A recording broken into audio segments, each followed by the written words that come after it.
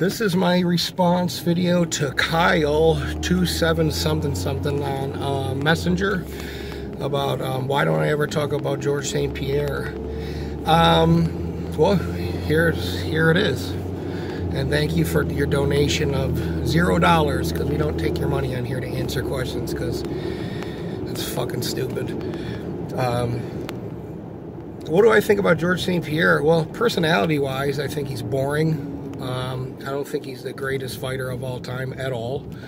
I definitely think he's a performance-enhanced drug cheater.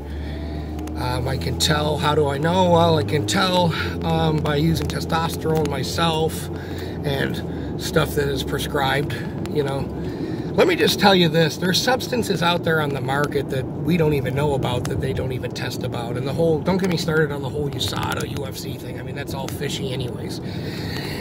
So there are signs of him obviously using human growth hormone. Maybe not obvious to some people, but by the way his stomach looks, and then all of a sudden, you know, it makes your organs bigger, and it pushes your organs out of your stomach area, so your stomach will have a very ripped look, but it will be pressed out, kind of like Joe Rogan and Ronnie Coleman, Mr. Olympia.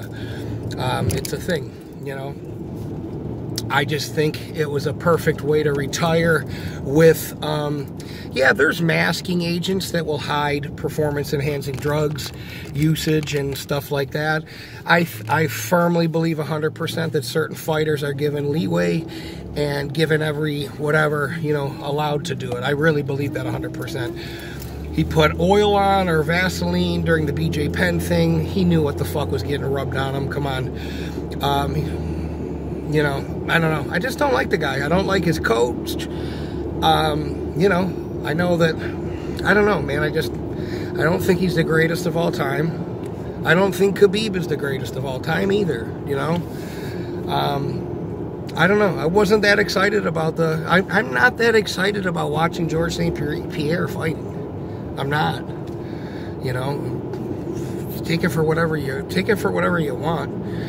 For whatever it's worth. I'm just not. He's not, to me, he's not somebody that I think's an exciting fighter. I used to enjoy him when I was younger and I was stupid, but now that I see the signs, much like Kamaru Usman's using human growth hormone and everything else, and all these guys, even Colby Covington, you know, well, he doesn't look like a steroid. Listen, man, there's steroids that will help your focus.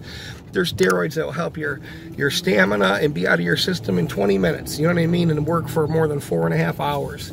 You know, there's all kinds of stuff out there, you know. So, like a wise man once said, everybody's on steroids. Do I believe that? Yeah, I kind of believe that. If you're in your 30s and you're competing in the fucking UFC, I don't know about you, those of you that have done jiu-jitsu and roll and, you know, practice more than twice a week, you know how sore you get from jiu-jitsu? You know, it's a sore unlike any other sore. You need to take ice baths, all kinds of stuff. And then, you know, come on, guys, let's be honest. You know, nobody tests positive for steroids anymore in the NFL or anything like that. Kind of funny, you know what I mean? It's almost like they've given up on it, you know. Then you got to have a certain person, you know, pop every once in a while, and they do.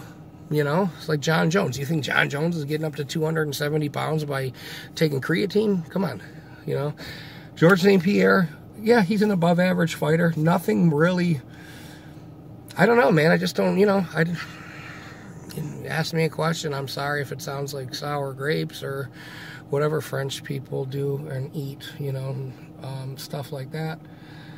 That's deleted scene material. But yeah. I don't even, you know, for a guy to talk about steroids and retiring and getting beat by Johnny Hendricks, he uses steroids. Come on. So fuck him.